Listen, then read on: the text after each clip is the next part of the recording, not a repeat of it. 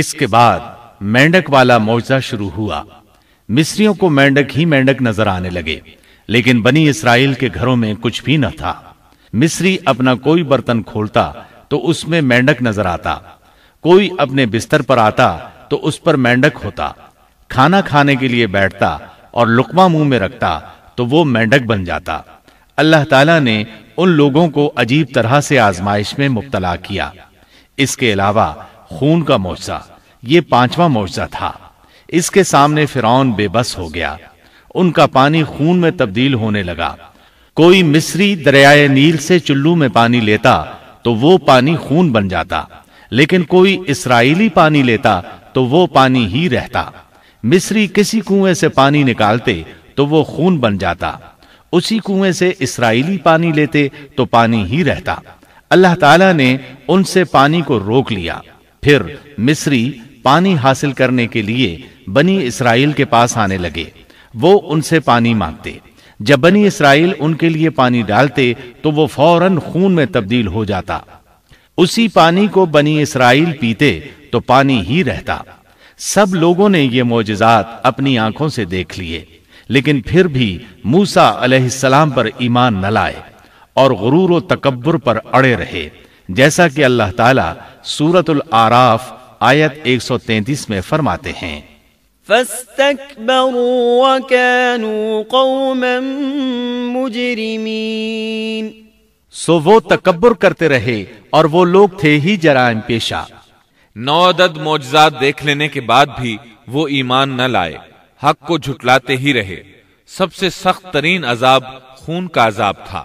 معاملہ جب یہاں تک پہنچا تو سب جمع ہو کر موسیٰ علیہ السلام کے پاس آئے اور یوں گویا ہوئے، قالوا يا موسى ادع لنا ربك بما عهد عندك لئن كشفت عنا الرجز لنؤمنن لك ولنرسلن معك بني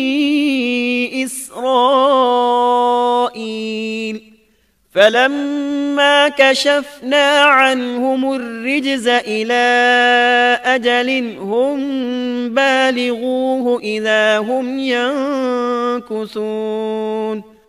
کہنے لگے، اے موسیٰ، ہمارے لیے اپنے رب سے اس بات کی دعا کر دیجئے جس کا اس نے آپ سے عہد کر رکھا ہے۔ اگر آپ اس عذاب کو ہم سے ہٹا دیں تو ہم ضرور آپ پر ایمان لے آئیں گے، اور ہم بنی اسرائیل کو بھی رہا کر کے آپ کے ہمراہ کر دیں گے۔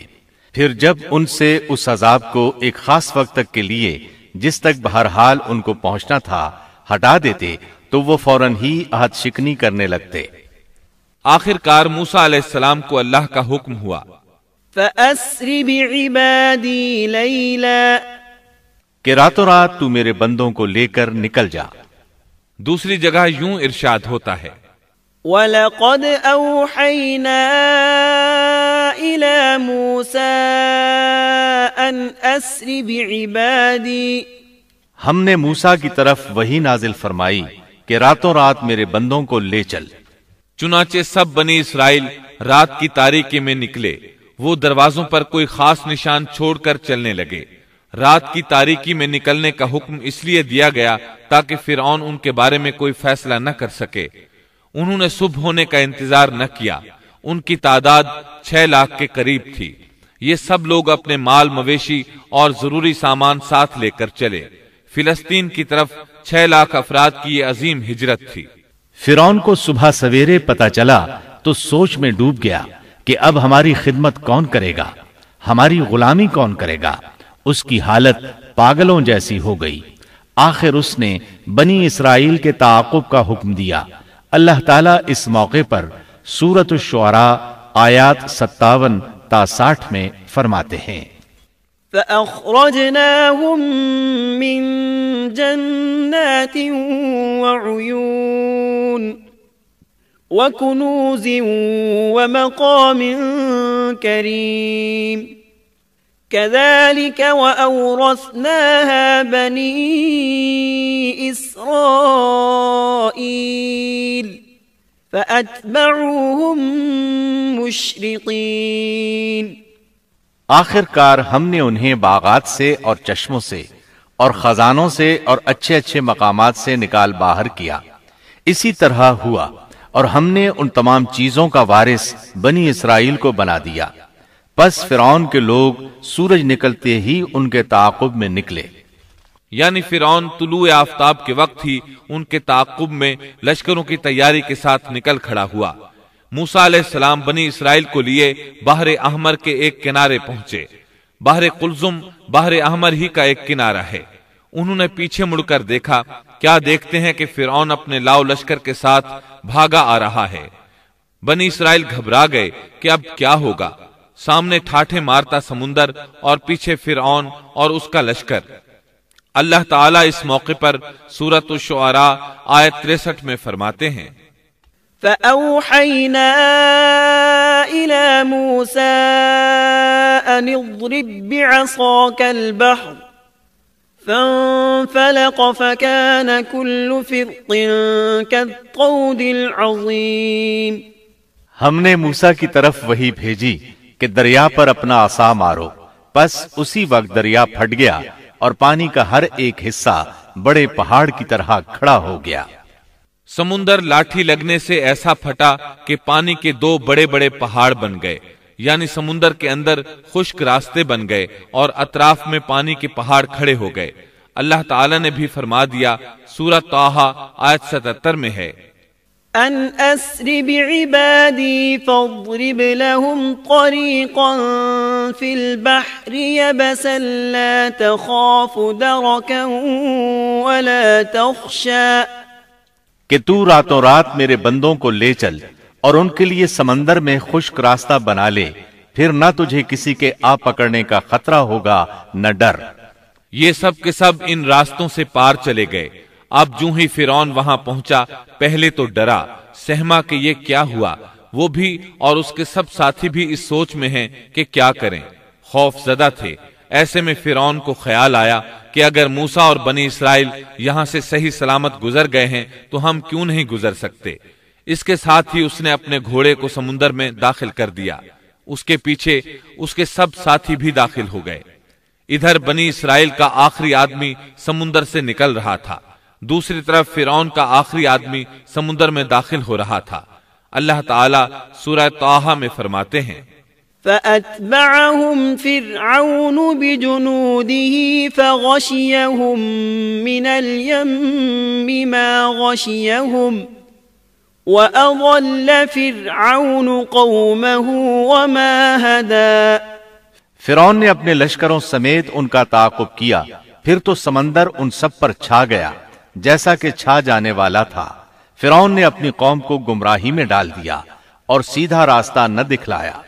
اللہ تعالیٰ فرعون کی موت کا منظر یوں بیان کرتے ہیں، وجاوزنا ببني إسرائيل البحر فأتبعهم فرعون وجنوده بغيا وعدوا حتى إذا أدركه الغرق قال آمنت أنه لا إله إلا الذي آمنت به بنو إسرائيل وأنا من المسلمين۔ اور ہم نے بنی اسرائیل کو دریا سے پار کر دیا، پھر ان کے پیچھے پیچھے فرعون اپنے لشکر کے ساتھ ظلم اور زیادتی کے ارادے سے چلا، یہاں تک کہ جب ڈوبنے لگا تو کہنے لگا کہ میں اس ذات پر ایمان لاتا ہوں کہ جس پر بنی اسرائیل ایمان لائے ہیں، اس کے سوا کوئی معبود نہیں اور میں مسلمانوں میں سے ہوں۔ لیکن جب موت کے مرحلے شروع ہوتے ہیں تو توبہ قبول نہیں ہوتی۔ اس نے جب یہ کہا کہ میں ایمان لاتا ہوں تو اللہ تعالیٰ نے جواب میں فرمایا، الآن وقد عصيت قبل وكنت من المفسدين فاليوم ننجيك ببدنك لتكون لمن خلفك آية وإن كثيرا من الناس عن آياتنا لغافلون۔ جواب دیا گیا کہ اب ایمان لاتا ہے اور پہلے سرکشی کرتا رہا اور مفسدوں میں داخل رہا، سو آج ہم تیری نعش کو نجات دیں گے تاکہ تو ان لوگوں کے لیے باعث عبرت ہو جو تیرے بعد ہیں، اور حقیقت یہ ہے کہ بہت سے لوگ ہماری نشانیوں سے غافل ہیں۔ مطلب یہ تھا کہ ہم تیرے بدن کو زمانہ گزرنے کے باوجود باقی رکھیں گے تاکہ تو لوگوں کے لیے عبرت کا سبب بنا رہے۔ اللہ تعالیٰ نے اس کے بدن کو باقی رکھا تاکہ لوگ عبرت پکڑتے رہیں اور وہ بعد والوں کے لیے نشانی بنا رہے۔ یہ اللہ تعالیٰ کی طرف سے اعلان ہے، لیکن لوگوں کی اکثریت اللہ تعالیٰ کی آیات سے غافل ہے۔ فرعون کی لاش آج بھی اہرام مصر یعنی مصر کے عجائب گھر میں موجود ہے۔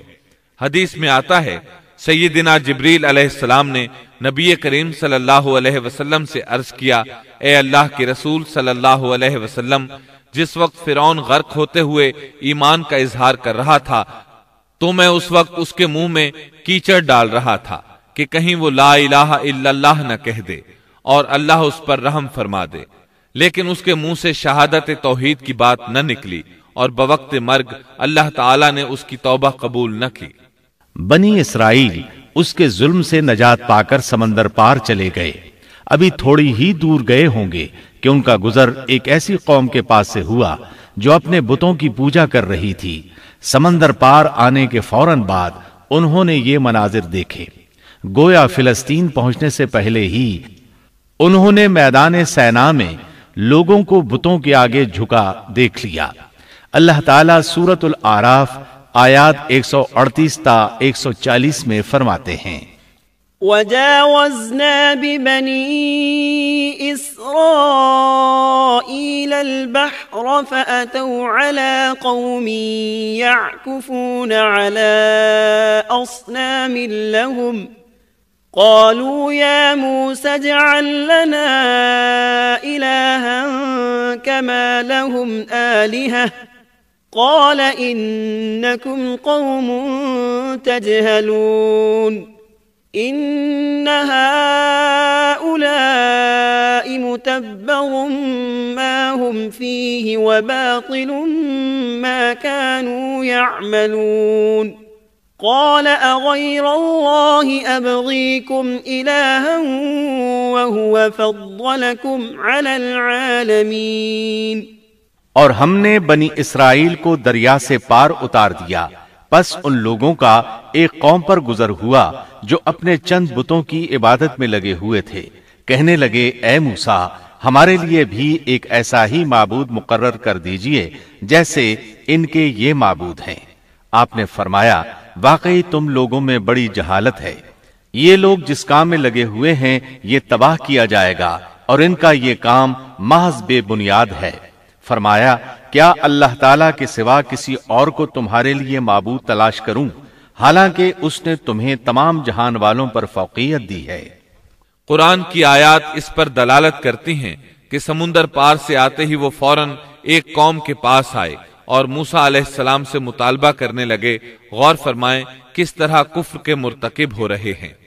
فرعون اور اس کی قوم سے نجات پا لینے کے بعد اللہ رب العزت کی طرف سے موسیٰ علیہ السلام پر احکامات نازل ہوئے۔ پہلا حکم یہ ملا کہ اپنی قوم کے ہمراہ کوہ طور پر پھر تشریف لے چلیں۔ اللہ تعالیٰ نے آپ کو وعدہ دیا کہ وہاں ہم آپ کو تورات عطا کریں گے تاکہ آپ کے لیے اور آپ کی قوم کے لیے شریعت مقرر ہو جائے۔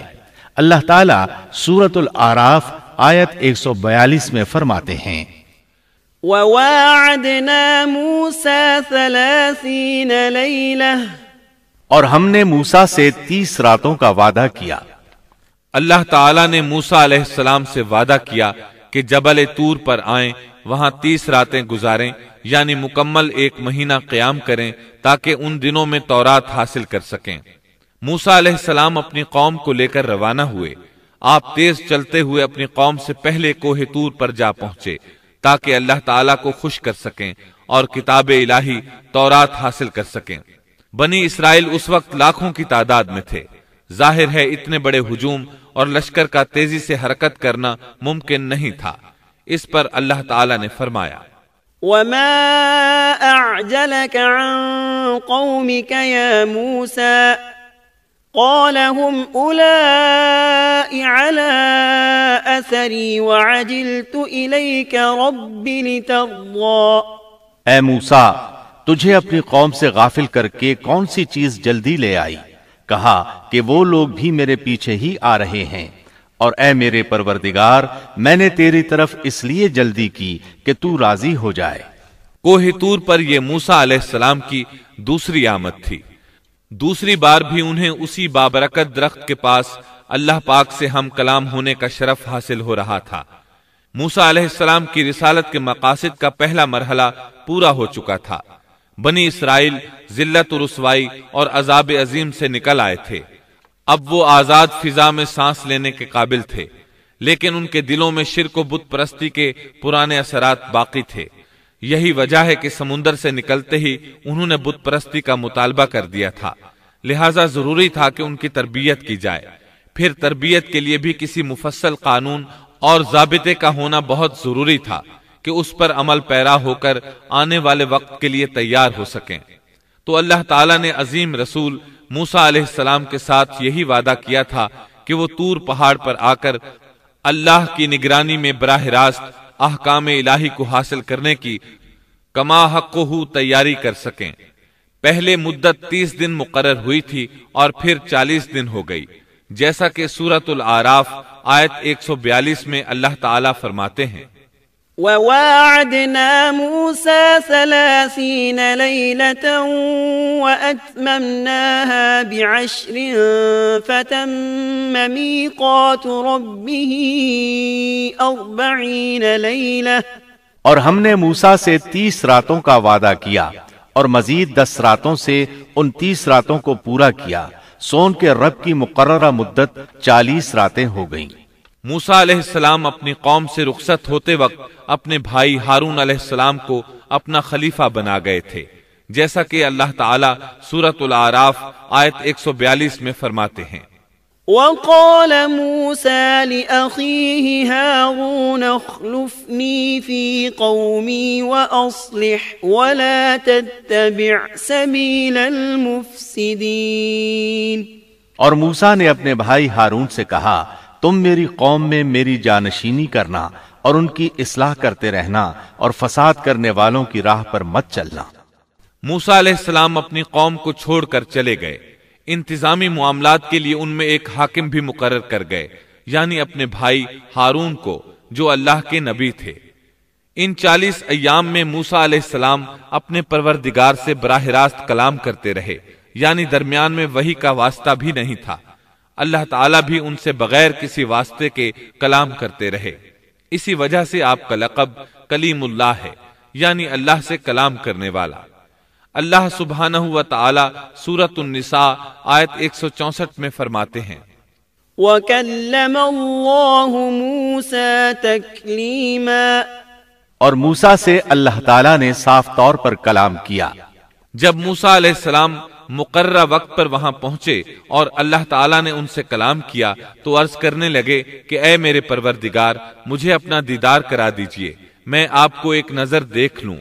ارشاد ہوا، تم مجھے ہرگز نہیں دیکھ سکتے، کیونکہ دنیاوی آنکھ میں اتنی طاقت و ہمت نہیں کہ وہ باری تعالیٰ کو دیکھ سکے، جیسا کہ سورۃ الانعام آیت 103 میں ارشاد ربانی ہے، لا تدركه الأبصار وهو يدرك الأبصار وهو اللطيف الخبير۔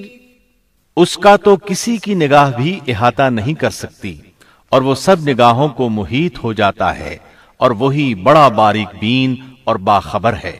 حدیث معراج میں بھی ہے کہ جب ابو ذر رضی اللہ عنہ نے رسول اللہ صلی اللہ علیہ وسلم سے پوچھا، حل رأیت ربک، یعنی کیا آپ نے اپنے رب کو دیکھا بھی ہے، تو آپ نے فرمایا تھا، نور انا اراہ، یعنی وہ تو نور ہے، میں اسے کیسے دیکھ سکتا ہوں۔ اس حدیث مبارکہ سے بھی یہی ثابت ہوتا ہے کہ آپ نے اللہ کا دیدار نہیں کیا، جیسے اللہ تعالیٰ نے موسیٰ علیہ السلام سے فرما دیا تھا کہ تو مجھے نہیں دیکھ سکتا۔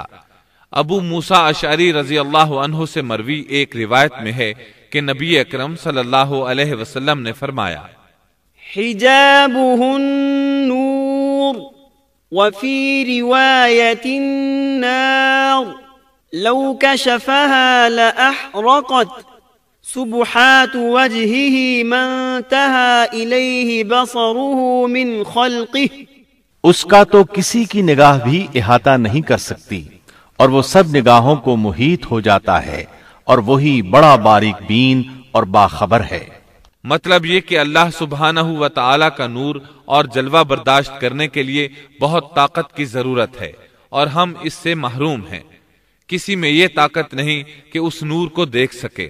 اللہ تعالیٰ موسیٰ علیہ السلام کے سوال کے جواب میں سورۃ الاعراف آیت 143 میں فرماتے ہیں، لن تراني ولكن انظر إلى الجبل فإن استقر مكانه فسوف تراني فلما تجلى ربه للجبل جعله دكا وخر موسى صعقا فلما أفاق قال سبحانك تبت إليك وأنا أول المؤمنين۔ تم مجھے ہرگز نہیں دیکھ سکتے، لیکن تم اس پہاڑ کی طرف دیکھو، اگر وہ اپنی جگہ پر برقرار رہا تو تم بھی مجھے دیکھ سکو گے۔ پھر جب ان کے رب نے اس پر تجلی فرمائی تو اسے ریزہ ریزہ کر دیا، اور موسیٰ بے ہوش ہو کر گر پڑے۔ پھر جب ہوش میں آئے تو عرض کیا، بے شک آپ کی ذات پاک ہے، میں تیرے حضور توبہ کرتا ہوں، اور میں سب سے پہلا ایمان لانے والا ہوں۔ سیدنا عبداللہ بن عباس رضی اللہ عنہما بیان کرتے ہیں کہ اللہ تعالیٰ نے صرف اور صرف ہاتھ کی سب سے چھوٹی انگلی کے پورے کے برابر اپنا نور ظاہر فرمایا تھا۔ جس پہاڑ پر اللہ تعالیٰ نے تجلی فرمائی تھی وہ طور پہاڑ کے علاوہ کوئی اور پہاڑ تھا۔ وہ کس قدر عجیب اور ہولناک منظر ہوگا کہ اس دنیا کا ایک عظیم اور مضبوط پہاڑ باری تعالیٰ کے نور کی ایک ہلکی سی جھلک برداشت نہ کر سکا اور ریزہ ریزہ ہو گیا اور بھربھری ریت بن گیا۔ موسیٰ علیہ السلام یہ منظر دیکھ رہے تھے، بہت حیرت انگیز اور عجیب منظر تھا۔ مضبوط پہاڑ حرکت میں آیا اور ریزہ ریزہ ہو گیا، چنانچہ آپ ہوش و حواس قائم نہ رکھ سکے اور بے ہوش ہو گئے۔ ہوش میں آئے تو فوراً اپنے سوال پر شرمندہ ہوئے، غلطی کا اعتراف کرتے ہوئے معافی کے طالب ہوئے۔ جواب میں اللہ تعالیٰ نے فرمایا، قال يا موسى إني اصطفيتك على الناس برسالاتي وبكلامي فخذ ما آتيتك وكن من الشاكرين۔ اللہ نے فرمایا، اے موسیٰ، میں نے پیغمبری اور اپنی ہم کلامی سے تمہیں تمام لوگوں پر امتیاز بخشا ہے، تو جو کچھ میں نے تمہیں عطا کیا ہے اس کو تھام لو اور شکر گزاروں میں سے ہو جاؤ۔ اللہ تعالیٰ نے موسیٰ علیہ السلام کو اپنے زمانے کے تمام لوگوں سے زیادہ مرتبہ عطا فرمایا۔ اس کے بعد اللہ تعالیٰ نے آپ کو تختیوں میں لکھی تورات عطا فرمائی۔ اللہ تعالیٰ سورۃ الاعراف آیت 145 میں فرماتے ہیں، وَكَتَبْنَا لَهُ فِي الْأَلْوَاحِ مِن كُلِّ شَيْءٍ مَوْعِظَةً وَتَفْصِيلًا لِكُلِّ شَيْءٍ فَخُذْهَا بِقُوَّةٍ وَأْمُرْ قَوْمَكَ يَأْخُذُوا بِأَحْسَنِهَا سَأُرِيكُمْ دَارَ الْفَاسِقِينَ۔ اور ہم نے چند تختیوں پر ہر قسم کی نصیحت اور ہر چیز کی تفصیل ان کو لکھ کر دی۔ تم ان کو قوت کے ساتھ پکڑ لو اور اپنی قوم کو حکم کرو کہ ان کے اچھے اچھے احکام پر عمل کریں۔ ان قریب میں تم لوگوں کو ان فاسقوں کا گھر دکھلاؤں گا۔ یہ تختیاں کس چیز کی تھیں اس کے متعلق کوئی مرفوع بات ثابت نہیں، البتہ مفسرین کے مختلف اقوال ہیں۔ بعض کہتے ہیں یہ تختیاں جواہر کی تھیں اور بعض کہتے ہیں کہ یہ تختیاں پتھر کی تھیں۔ موسیٰ علیہ السلام نے 40 دنوں میں تورات کے اندر لکھے ہوئے اللہ کے احکامات اخذ کر لیے۔ ادھر موسیٰ علیہ السلام کا ان کی قوم انتظار کر رہی تھی۔ اس دوران وہ ایک آزمائش میں مبتلا ہو گئے۔ اللہ تعالیٰ سورہ طٰہٰ آیت 85 میں فرماتے ہیں، قال فإنا قد فتنا قومك من بعدك وأضلهم السامري۔ فرمایا، ہم نے تیری قوم کو تیرے پیچھے آزمائش میں ڈال دیا اور انہیں سامری نے بہکا دیا۔ موسیٰ علیہ السلام کی غیر حاضری میں وہ ایک شخص کی پیروی کرتے ہوئے گمراہ ہو گئے، اور ان کی گمراہی کا سبب بننے والا شخص سامری تھا۔ اللہ سے ملاقات کی مدت پوری کرنے کے بعد موسیٰ علیہ السلام نے وعظ و نصیحت سے بھرپور تختیاں اٹھا لیں۔ ان میں اللہ کے احکامات بھی تھے اور بنی اسرائیل کی شریعت بھی درج تھی۔ اسی کو تورات کہا جاتا ہے۔ ان کو اٹھا کر موسیٰ علیہ السلام اپنی قوم کی طرف لوٹ آئے۔ اس موقع پر اللہ تعالیٰ سورہ طٰہٰ آیت 86 میں فرماتے ہیں، فرجع موسى إلى قومه غضبان أسفا، پس موسیٰ نہایت غضبناک ہو کر رنج کے ساتھ واپس لوٹے۔ قوم پر جب 30 دن گزر گئے اور حسب وعدہ موسیٰ علیہ السلام نہ لوٹے تو وہ غمگین رہنے لگے۔ ہارون علیہ السلام نے ان کو اکٹھا کیا اور فرمایا کہ اے بنی اسرائیل، جب تم مصر سے چلے تھے تو قبطیوں کے پیسے اور رقوم وغیرہ ہم میں سے بعض پر ادھار تھیں، اسی طرح ان کی امانتیں بھی تمہارے پاس رہ گئی ہیں۔ اب ہم ان چیزوں کو انہیں واپس تو کر نہیں سکتے، لیکن میں یہ بھی نہیں چاہتا کہ وہ ہماری ملکیت میں رہیں، اس لیے تم ایک گہرا گڑھا کھودو اور جو مال و اسباب، زیورات اور سونا چاندی وغیرہ ان کا تمہارے پاس ہے اس میں ڈالو اور آگ لگا دو۔ چنانچہ اسی طرح کیا گیا۔ اس دوران ان کے ساتھ سامری نامی ایک شخص تھا۔ یہ تھا تو گائے کے پجاریوں میں سے، لیکن پڑوسی ہونے کے ناطے سے یہ بھی بنی اسرائیل میں شمار ہوتا تھا۔ اس نے جبریل علیہ السلام کے گھوڑے کو گزرتے ہوئے دیکھا اور اس کے قدموں کے نیچے سے مٹی اٹھا لی تھی۔ ہارون علیہ السلام نے اس سے کہا کہ تو اسے پھینک دے۔ یہ کہنے لگا، یہ تو وہ چیز ہے جس نے تمہیں دریا پار کروایا ہے۔ میں اسے اس شرط پر ڈالنے کے لیے تیار ہوں کہ آپ اللہ سے دعا کریں کہ اس سے وہ بن جائے جو میں چاہتا ہوں۔ ہارون علیہ السلام نے دعا کی تو قدرت الہی سے اس گڑھے میں جو تھا وہ ایسے بچڑے کی صورت اختیار کر گیا جو اندر سے کھوکھلا تھا۔ اس میں روح نہیں تھی، لیکن جب ہوا اس کے پیچھے سے داخل ہو کر منہ سے نکلتی تو ایک آواز پیدا ہو جاتی تھی۔ اللہ تعالیٰ سورہ طٰہٰ آیت 86 میں فرماتے ہیں، فرجع موسى إلى قومه غضبان أسفا قال يا قوم ألم يعدكم ربكم وعدا حسنا أفطال عليكم العهد أم أردتم أن يحل عليكم غضب من ربكم فأخلفتم موعدي۔ پس موسیٰ سخت ناراض ہو کر افسوسناک حالت میں واپس لوٹے اور کہنے لگے، اے میری قوم، کیا تم سے تمہارے پروردگار نے نیک وعدہ نہیں کیا تھا؟ کیا اس وعدے کی مدت تمہیں لمبی معلوم ہوئی؟ بلکہ تمہارا ارادہ ہی یہ ہے کہ تم پر تمہارے پروردگار کا غضب نازل ہو، کیونکہ تم نے مجھ سے وعدہ خلافی کی ہے۔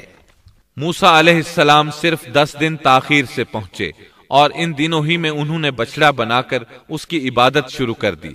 بلکہ سامری نے ان سے یہاں تک کہا کہ موسیٰ بھول کر چلے گئے، ان کا معبود بھی یہی بچڑا ہے، جب وہ آئیں گے تو وہ خود بھی اسی کی عبادت کریں گے اور ہمارے ساتھ مل جائیں گے۔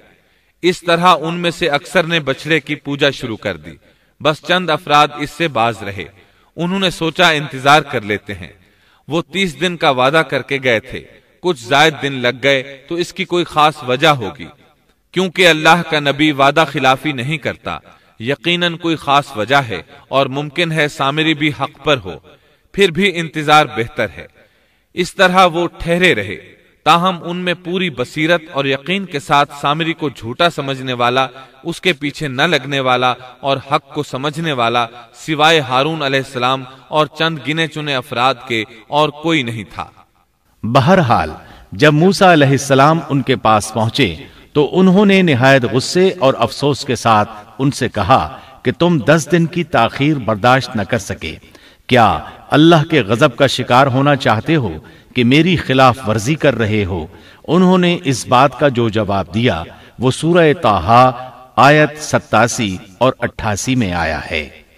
قالوا ما أخلفنا موعدك بملكنا ولكننا حملنا أوزارا من زينة القوم فقذفناها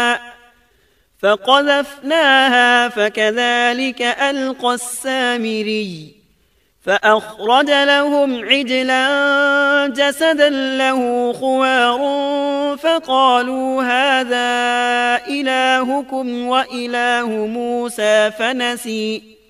کہنے لگے کہ ہم نے اپنے اختیار سے آپ کے ساتھ وعدے کا خلاف نہیں کیا، بلکہ ہم پر قوم کے جو زیورات لاد دیے گئے تھے ان کو ہم نے ڈال دیا، اور اسی طرح سامری نے بھی ڈال دیے۔ پھر اس نے لوگوں کے لیے ایک بچڑا نکال کھڑا کیا، یعنی بچڑے کا بت بنا ڈالا، اس میں سے گائے جیسی آواز بھی تھی۔ پھر کہنے لگے کہ یہی تمہارا بھی معبود ہے اور موسیٰ کا بھی، لیکن موسیٰ بھول گئے ہیں۔ اللہ تعالیٰ اس موقع پر بچڑے کے بارے میں فرماتے ہیں، افلا يرون الا يرجع اليهم قولا ولا يملك لهم ضرا ولا نفعا۔ کیا یہ گمراہ لوگ یہ بھی نہیں دیکھتے کہ وہ تو ان کی بات کا جواب بھی نہیں دے سکتا اور نہ ان کے کسی برے بھلے کا اختیار رکھتا ہے۔ اللہ تعالیٰ فرماتے ہیں کہ ان لوگوں نے کس قدر بے وقوفی کا کام کیا ہے۔ وہ بچڑا جو ان کی باتوں کا جواب تک نہیں دے سکتا تھا اور کسی قسم کے نفع اور نقصان کا اختیار نہیں رکھتا تھا، وہ صرف اس کی آواز سن کر اس کی پوجا پر بضد ہو گئے۔ ہارون علیہ السلام ان کو روکتے رہے اور اللہ کی طرف دعوت دیتے رہے، لیکن اس کے باوجود وہ بچڑا پرستی پر اصرار کرتے رہے۔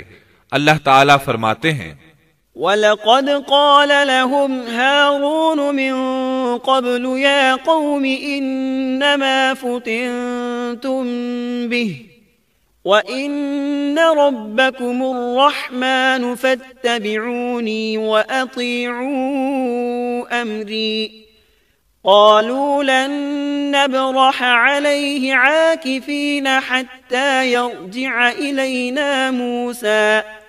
اور ہارون نے ان سے پہلے ہی کہہ دیا تھا کہ اے میری قوم، اس بچڑے سے تو صرف تمہاری آزمائش کی گئی ہے، تمہارا حقیقی پروردگار تو اللہ رحمان ہی ہے، لہٰذا تم سب میری پیروی کرو اور میری بات مانتے چلے جاؤ۔ انہوں نے جواب دیا کہ موسیٰ کی واپسی تک تو ہم اسی کے مجاور بنے بیٹھے رہیں گے۔ موسیٰ علیہ السلام نے یہ ماجرا دیکھا تو اپنے بھائی ہارون پر بگڑے، ان کے سر کے بالوں اور داڑھی کو پکڑ کر کھینچنے لگے۔ ان کی طبیعت میں سختی تھی، جبکہ ہارون علیہ السلام بہت نرم مزاج تھے۔ ہارون علیہ السلام ان سے بہت نرم برتاؤ کرتے تھے۔ موسیٰ علیہ السلام نے ان سے کہا، تم نے میرے ساتھ کیے ہوئے وعدے کو کیوں نہیں نبھایا اور ان لوگوں کی اصلاح کیوں نہ کی؟ قال يا هارون ما منعك إذ رأيتهم ضلوا ألا تتبعني أفعصيت أمري۔ کہنے لگے اے ہارون، انہیں گمراہ ہوتا ہوا دیکھتے ہوئے تجھے کس چیز نے روکا تھا کہ تو میرے پیچھے نہ آیا؟ کیا تو بھی میرے فرمان کا نافرمان بن بیٹھا؟ ہارون علیہ السلام نے اپنے بھائی کے ان سخت الفاظ کا جواب بہت ہی نرم انداز میں دیا۔ قال يا ابن أم لا تأخذ بلحيتي ولا برأسي إني خشيت أن تقول فرقت بين بني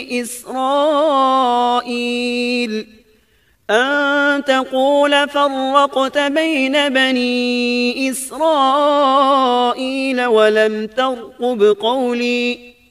ہارون نے کہا اے میرے ماں جائے بھائی، میری داڑھی نہ پکڑ اور سر کے بال نہ کھینچ، مجھے تو صرف یہ خیال دامنگیر ہوا کہ کہیں آپ یہ نہ فرمائیں کہ تو نے بنی اسرائیل میں تفرقہ ڈال دیا اور میری بات کا انتظار نہ کیا۔ ہارون علیہ السلام نے کہا میں ڈر گیا اور ان میں ٹھہرا رہا اور ان سے کہتا رہا کہ جو شخص اللہ کے ساتھ ایمان اور موسیٰ علیہ السلام کی اتباع کا خواہش مند ہو وہ میری پیروی کرے۔ میں آپ کے پاس نہ آیا اور ان کے پاس کیوں ٹھہرا رہا؟ صرف اس لیے کہ اگر میں آپ کے پاس آتا تو بنی اسرائیل دو فرقوں میں بٹ جاتے، ایک گروہ ان میں سے بچڑے کی پوجا کر رہا ہوتا اور دوسرا میرے ساتھ آپ کے پاس آ جاتا، تو آپ مجھ پر کہیں یہ اعتراض نہ کرتے کہ تو نے بنی اسرائیل کو فرقہ فرقہ کر دیا اور میرے احکامات کا انتظار نہ کیا اور پہلے ہی بھاگ آیا۔ سورۃ الاعراف آیت 150 میں ہے۔ وَأَلْقَى الْأَلْوَاحَ وَأَخَذَ بِرَأْسِ أَخِيهِ يَجُرُّهُ إِلَيْهِ قال ابن إن القوم استضعفوني وكادوا يقتلونني فلا تشمت بي الأعداء ولا تجعلني مع القوم الظالمين۔ اور موسیٰ نے تورات کی تختیاں پھینک دیں اور اپنے بھائی کا سر پکڑ کر انہیں اپنی طرف گھسیٹنے لگے۔ ہارون نے کہا، اے میرے ماں جائے، ان لوگوں نے مجھے کمزور سمجھا اور قریب تھا کہ مجھے قتل کر ڈالتے، تو تم دشمنوں کو مجھ پر ہنسنے کا موقع نہ دو اور مجھے ان ظالموں میں مت شمار کرو۔ مطلب یہ کہ انہوں نے اپنا عذر بیان کیا کہ ان لوگوں نے مجھے کمزور جانا، اور جب میں نے ان سے کہا کہ بچڑے کی پوجا نہ کرو تو انہوں نے مجھے قتل کی دھمکی دی اور کہا اگر تو باز نہ آیا تو ہم تجھے جان سے مار ڈالیں گے۔ تو اے میرے بھائی، اب ایسا انداز اختیار نہ کرو کہ لوگوں کو مجھ پر ہنسنے کا موقع ملے، میں یقیناً بے قصور ہوں۔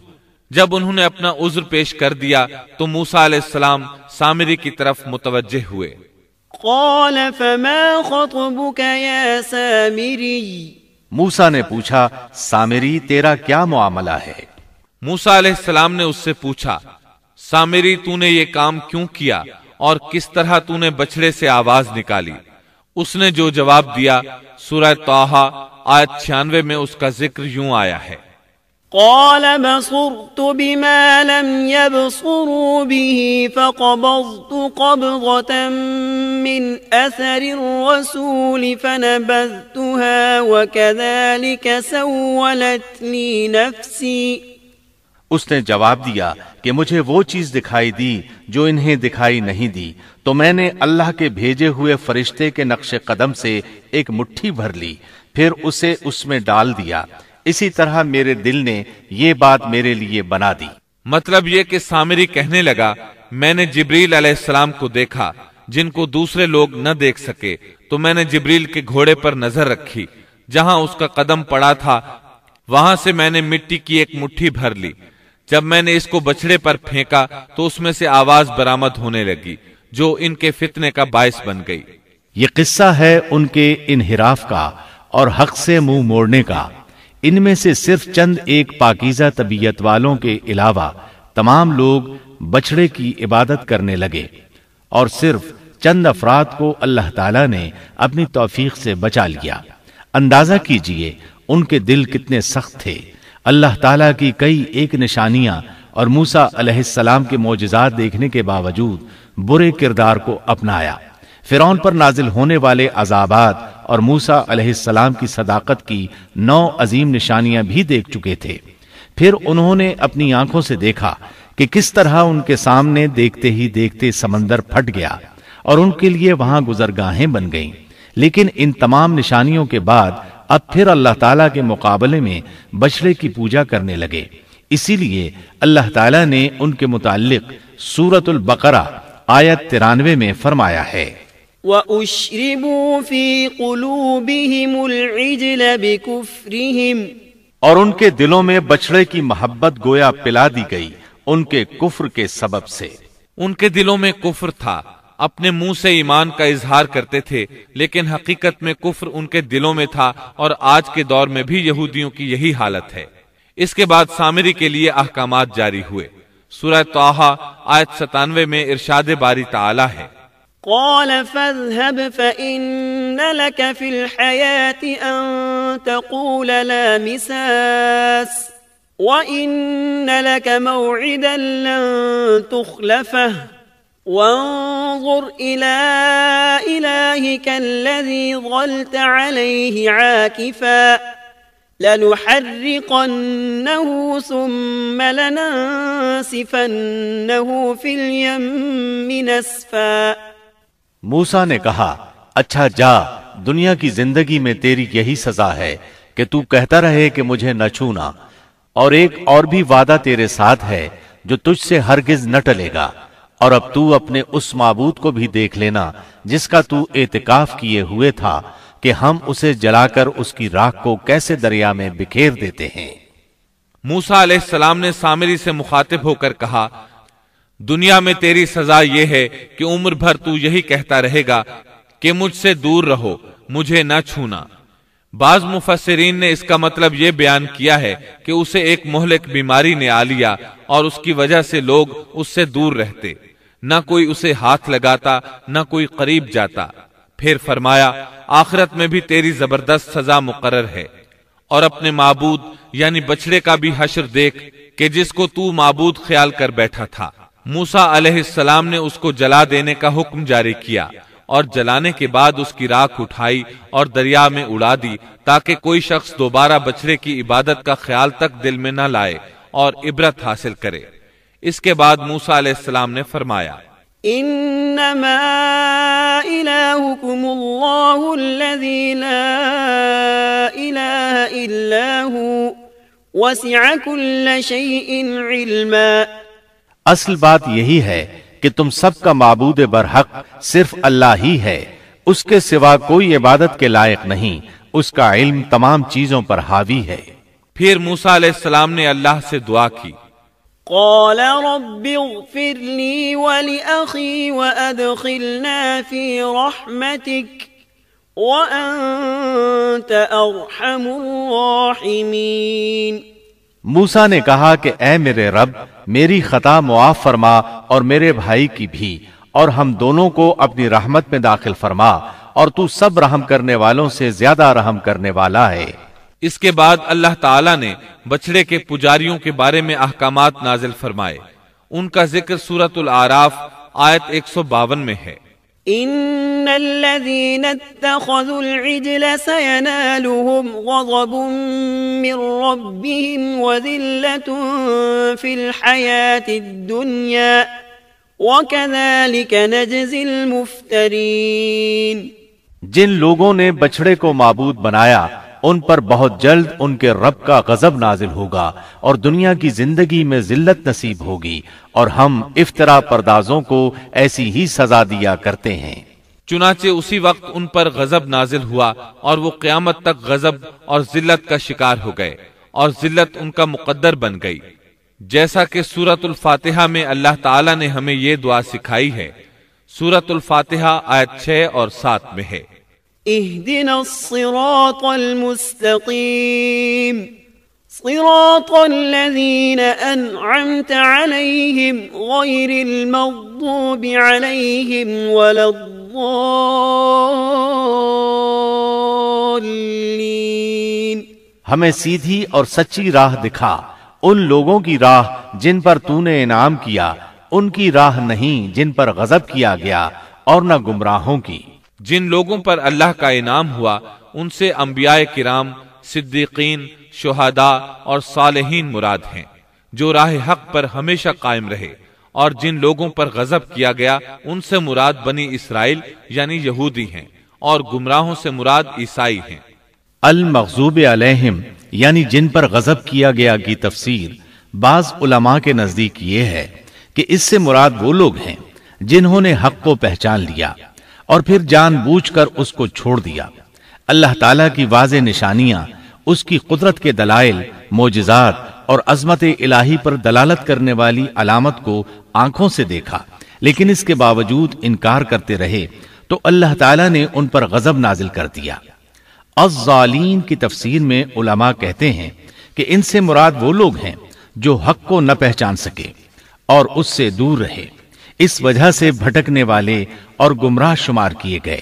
یہودیوں میں یہ بہت بڑی برائی تھی کہ حق کو پہچان کر چھوڑ دیا، اور اسی کے سبب اللہ کے غضب کا شکار ہو گئے، اور یہ غضب ان پر ہمیشہ رہے گا۔ یہودیوں کو دنیا میں کون سی ذلت پہنچی کہ جب بچڑے کا خاتمہ کیا گیا اور انہوں نے اپنے معبود کا جلایا جانا اور اس کی راہ کا اڑایا جانا دیکھ لیا تو وہ سمجھ گئے کہ وہ غلطی پر تھے۔ چنانچہ وہ شرمندہ ہو کر موسیٰ علیہ السلام کی خدمت میں حاضر ہو گئے، اپنی غلطی کا اعتراف کر لیا اور توبہ کی خواہش ظاہر کی۔ تب اس وقت توبہ کا عجیب و غریب معاملہ پیش آیا۔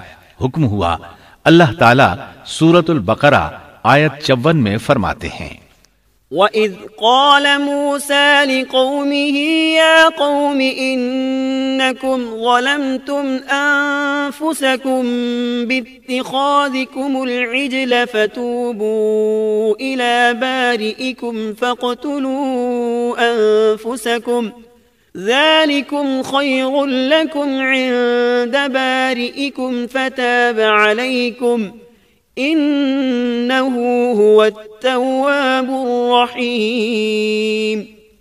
اور جب موسیٰ نے اپنی قوم سے کہا، اے میری قوم، بچڑے کو معبود بنا کر تم نے اپنی جانوں پر ظلم کیا ہے، اب تم اپنے پیدا کرنے والے کی طرف رجوع کرو، خود کو آپس میں قتل کرو، اللہ کے نزدیک اسی میں تمہاری بہتری ہے، چنانچہ اس نے تمہاری توبہ قبول کر لی، وہ توبہ قبول کرنے والا رحم کرنے والا ہے۔ مطلب یہ کہ اگر تم چاہتے ہو اس گناہ پر قیامت کے دن پکڑے نہ جاؤ تو خود کو قتل کرو۔ یہاں یہ بات واضح رہے کہ اس قتل سے مراد خودکشی نہیں ہے، بلکہ شرک نہ کرنے والوں کو حکم دیا گیا کہ وہ شرک کرنے والوں کو قتل کر دیں، تو انہوں نے تلواروں اور خنجروں کے ساتھ گائے کے پجاریوں کو قتل کر دیا۔ سیدنا علی رضی اللہ عنہ فرماتے ہیں کہ مقتولین کی تعداد 70 تھی۔ جب 70 آدمی قتل ہو گئے تو موسیٰ اور ہارون علیہ السلام نے عاجزی اور انکساری کے ساتھ بارگاہ الہی میں بخشش کی دعا کی۔ اللہ تعالیٰ نے اپنے برگزیدہ بندوں کی دعا قبول فرمائی اور مقتولین کو معاف فرما دیا اور باقی ماندہ لوگوں کو بھی بخشش سے نوازا۔ حقیقت میں یہ سزا اگرچہ سخت تھی اور بھائی کا بھائی کو قتل کرنا ایسا ہے جیسے اپنے آپ کو قتل کرنا، لیکن یہ سزا ان کی ضدی، ہٹ دھرم اور سرکش طبیعت کے لیے انتہائی مناسب تھی، تاکہ وہ برائیوں سے بچنا سیکھیں اور اپنے گناہوں کا کفارہ ادا کریں۔ بہرحال جب انہوں نے اللہ تعالیٰ کی طرف رجوع کیا، اپنے گناہوں کی معافی مانگی، تو اللہ تعالیٰ نے بھی ان کو معاف فرما دیا، جیسا کہ اللہ تعالیٰ سورۃ الاعراف آیت 153 میں فرماتے ہیں، والذین عملوا السیئات ثم تابوا من بعدها وآمنوا ان ربک من بعدها لغفور رحیم۔ اور جن لوگوں نے گناہ کے کام کیے پھر اس کے بعد توبہ کی اور ایمان لے آئے تو تمہارا رب اس توبہ کے بعد گناہ معاف کر دینے والا اور رحمت والا ہے۔ ان سب کاموں سے فارغ ہو کر موسیٰ علیہ السلام کا غصہ ماند پڑا تو انہوں نے تختیاں اٹھا لیں۔ وَلَمَّا سَكَتَ عَن مُوسَى الْغَضَبُ أَخَذَ الْأَلْوَاحَ وَفِي نُسْخَتِهَا هُدًى وَرَحْمَةٌ لِّلَّذِينَ هُمْ لِرَبِّهِمْ يَرْهَبُونَ۔ اور جب موسیٰ کا غصہ ٹھنڈا ہوا تو اس نے ان تختیوں کو اٹھا لیا اور ان کے مضامین میں ان لوگوں کے لیے جو اپنے رب سے ڈرتے تھے ہدایت اور رحمت تھی۔ اس کے بعد انہوں نے باقی ماندہ بنی اسرائیل کو جمع کیا، انہیں تختیاں دکھائیں اور فرمایا ان میں اللہ تعالیٰ کے احکامات ہیں اور یہ تورات ہے، لہٰذا سنو اور اطاعت کرو، لیکن انہوں نے ناپسندیدگی کا اظہار کیا۔ موسیٰ علیہ السلام نے انہیں پھر تاکید کی اور فرمایا ان کو مضبوطی سے تھام لو، بغیر کسی تردد اور شک کے ان کو پکڑ لو تاکہ تمہیں دوبارہ عذاب نہ پہنچے۔ انہوں نے جواب دیا نہیں، ہم ایسا نہیں کریں گے، البتہ ہم ان احکامات کی پہچان اور معرفت حاصل کر سکتے ہیں، لیکن ان پر عمل بالکل نہیں کریں گے۔ موسیٰ علیہ السلام نے انہیں بہت سمجھایا لیکن وہ اپنی ضد پر اڑے رہے۔ اللہ تعالیٰ سورۃ البقرہ آیت 92 اور 93 میں فرماتے ہیں، وَلَقَدْ جَاءَكُم مُوسَى بِالْبَيِّنَاتِ ثُمَّ اتَّخَذْتُمُ الْعِجْلَ مِن بَعْدِهِ وَأَنْتُمْ ظَالِمُونَ وَإِذْ أَخَذْنَا مِيثَاقَكُمْ وَرَفَعْنَا فَوْقَكُمُ الطُّورَ۔ تمہارے پاس تو موسیٰ یہی دلیلیں لے کر آئے لیکن تم نے پھر بھی بچڑے ہی کی پوجا کی، تم ہو ہی ظالم، جب ہم نے تم سے وعدہ لیا اور تم پر طور پہاڑ کھڑا کر دیا۔ موسیٰ علیہ السلام نے ان سے کہا تم مجھے عہد و پیمان دو کہ ان تختیوں پر لگے احکامات پر عمل کرو گے، لیکن وہ اپنی ضد پر اڑے رہے، کہنے لگے ہم تیری اطاعت نہیں کریں گے۔ اس موقع پر اللہ تعالیٰ نے موسیٰ علیہ السلام کا ایک اور معجزہ ظاہر کر دیا۔ ان کے دیکھتے ہی دیکھتے طور پہاڑ زمین پر ہلنے لگا، حرکت کرنے لگا۔ پھر سب نے دیکھا کہ وہ اپنی جگہ سے اڑا اور ہوا میں تیرنے لگا، پھر ان کے سر پر آ پہنچا۔ موسیٰ علیہ السلام پکارے، خذوا ما آتیناکم بقوة، ہماری دی ہوئی چیز کو مضبوط تھامو۔ یہ سن کر سب کے سب سجدے میں گر پڑے اور سر اٹھا اٹھا کر دیکھنے لگے کہ کہیں پہاڑ گر ہی نہ پڑے۔ اللہ تعالیٰ سورۃ البقرہ آیت 93 میں فرماتے ہیں، وَإِذْ أَخَذْنَا مِيثَاقَكُمْ وَرَفَعْنَا فَوْقَكُمُ الطُّورَ خُذُوا مَا آتَيْنَاكُمْ بِقُوَّةٍ وَاسْمَعُوا قَالُوا سَمِعْنَا وَعَصَيْنَا وَأُشْرِبُوا فِي قُلُوبِهِمُ الْعِجْلَ بِكُفْرِهِمْ قُلْ بِئْسَ مَا يَأْمُرُكُمْ بِهِ إِيمَانُكُمْ إِن كُنتُم مُؤْمِنِينَ۔ اور جب ہم نے تم سے وعدہ لیا اور تم پر طور پہاڑ کھڑا کر دیا اور کہہ دیا کہ ہماری دی ہوئی چیز کو مضبوط تھامو اور سنو، تو انہوں نے کہا ہم نے سنا اور نافرمانی کی، اور ان کے دلوں میں گویا بچڑے کی محبت پلا دی گئی تھی بسبب ان کے کفر کے۔ ان سے کہہ دیجئے کہ تمہارا ایمان تمہیں برا حکم دے رہا ہے اگر تم مومن ہو۔ اسی طرح سورۃ الاعراف آیت 171 میں اللہ تعالیٰ فرماتے ہیں، وَإِذْ نَتَقْنَا الْجَبَلَ فَوْقَهُمْ كَأَنَّهُ ظُلَّةٌ وَظَنُّوا أَنَّهُ وَاقِعٌ بِهِمْ خُذُوا مَا آتَيْنَاكُمْ بِقُوَّةٍ وَاذْكُرُوا مَا فِيهِ لَعَلَّكُمْ تَتَّقُونَ۔ اور وہ وقت بھی قابل ذکر ہے جب ہم نے پہاڑ کو اٹھا کر سائبان کی طرح ان کے اوپر معلق کر دیا، اور انہیں یقین ہو گیا تھا کہ وہ اب ان پر گرنے ہی والا ہے۔ اور ہم نے ان سے کہا کہ جو کتاب ہم نے تمہیں دی ہے اس کو مضبوطی کے ساتھ قبول کرو اور ان احکامات کو یاد رکھو جو اس میں ہیں، تاکہ تم متقی بن جاؤ۔